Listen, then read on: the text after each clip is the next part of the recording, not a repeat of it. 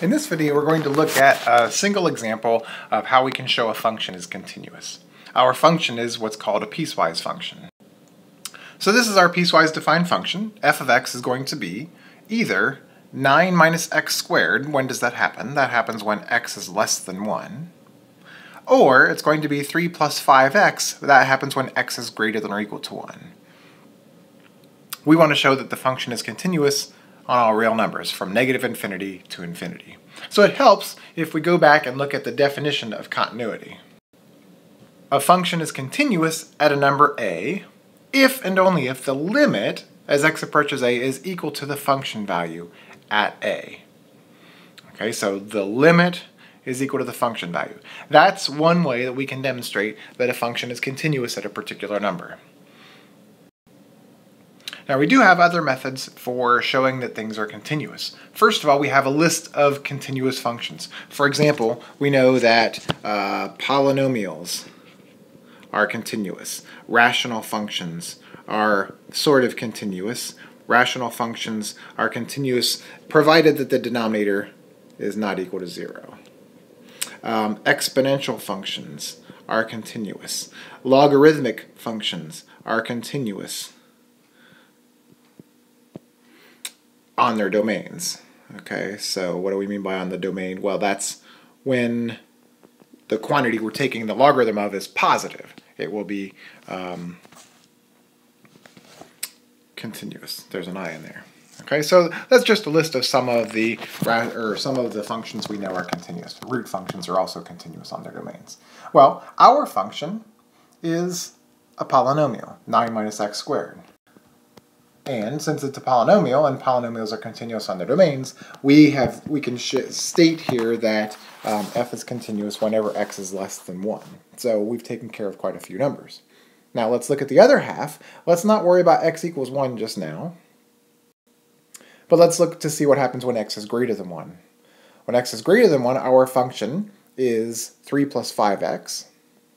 Okay? It's also a polynomial. In fact, it's a linear function. Linear functions are polynomials. So it's continuous on when x is greater than 1, and we already covered when x is less than 1, so it's going to be continuous now when x is not equal to 1. So that leaves us one single number to demonstrate continuity, and that's at the breaking point. If we look back at our function, remember the function was defined when x was less than 1 and when x was greater than or equal to 1. So now we need to worry about what happens when x is equal to 1. We have to show that f is continuous at 1. And so this is where we go back and look at the definition. We have to show that the limit as x approaches 1 of our function is equal to the function evaluated at 1.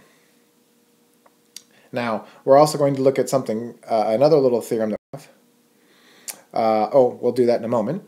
First of all, let's go for the easy guy. The easy thing to show is what f of 1 is. F of x is equal to 3 plus 5x when x is greater than or equal to 1, in particular, when x is equal to 1. So f of 1, we just plug the number 1 in to x, and we get 3 plus 5 times 1, which is 8. Now we have to find out what this particular limit is. And in order to do so, what we'll do is we'll look to see what happens what the limit is as we approach from the left and as we approach from the right.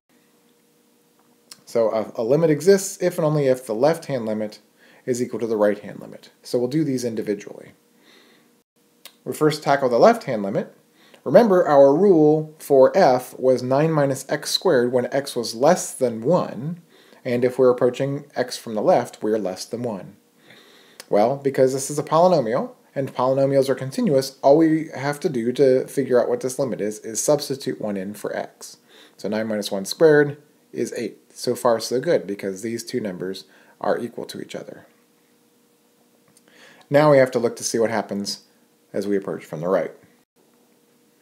As we approach from the right, our rule changes, because when x was greater than or equal to 1, we use this rule, 3 plus 5x. So we take 3 plus 5 times 1, x is equal to 1. We can substitute this in because it's a polynomial, which is also equal to 8. So I have 3 8s. This is good news for us. We know that the limit exists or I'm sorry, we know that the limit exists, yes, which is equal to 8. It's equal to the function value, which is equal to 8, so it's continuous at 1, and because we already showed it was continuous when x was not equal to 1, we now know it's continuous for all real numbers. Now, something that might be helpful when you do these sorts of problems is to look to see exactly what we just showed in the last few slides here. We showed that the function value was equal to the left-hand limit and the right-hand limit. That's one way you can demonstrate continuity here. Once I show this, that these two quantities are equal to each other, then I know that these two quantities will be equal to the limit as x approaches a without any direction of f of x, so that these guys will be equal to that, which will show us that this limit is equal to f of a. We're going to do something here. We're going to do something here that helps us visually see why this works. We're going to look at a graph. Okay, so we'll try to do our best to find a graph of this function. Let's go up by 2s here. 2, 4, 6, 8, 10. Well, let's go by 1s there. So let's make that 4, and let's make that 10 up there. And I'll have a prettier picture of this in just a moment. Okay, so I want to find out, I'm going to change the color here. I want to graph 9 minus x squared, which was one of my function values. Whoops, 9 is up here. 9 minus x squared will cross the x-axis at positive and negative 3. Okay, now I made a mistake here. Some of you who know what's going on say, oh, he's made a mistake. Let's not trust him anymore, but hang on for just a moment. We also want to graph y equals 3x, or 3 plus 5x. Well, that would have a y-intercept of 3, and we'd have a slope of 5, which would be something like that. Something along those lines. Okay, so what I did is I drew both of the graphs that I had there, y equals 9 minus x squared and y equals 3 plus 5x. And now what I'm going to do is I'm going to color them appropriately. Okay, so what I'm going to do here is draw what the actual graph is for our function. Our function started off as 9 minus x squared. Okay, so that's this curve right here, 9 minus x squared.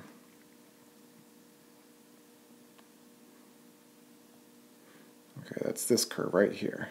So that's 9 minus x squared. Now, I was told to use the rule 9 minus x squared until I reached x equals 1. Right now I'm at x equals 0, and here's where I reach x equals 1. Okay, so I'm done. I stopped there. Really, I should be drawing an open circle here. It's going to be kind of messed up there, but an open circle because it was when x was less than 1. Now, when x was greater than 1, I was supposed to use the other graph, the 3 plus 5x, which is this one. Okay? And if I continue, I'm going to go all the way down to x equals 1. Well, when I'm greater than 1, I don't fill in the circle. When I'm equal to 1, I do fill in the circle. And the red graph is the graph of y equals f of x. Ignore the yellow parts. Those were just there to help me get an idea of what the function would look like. Okay? And if I want a nice pretty picture, there it is. Okay, so once again, this is y equals 9 minus x squared. This is y equals 3 plus 5x.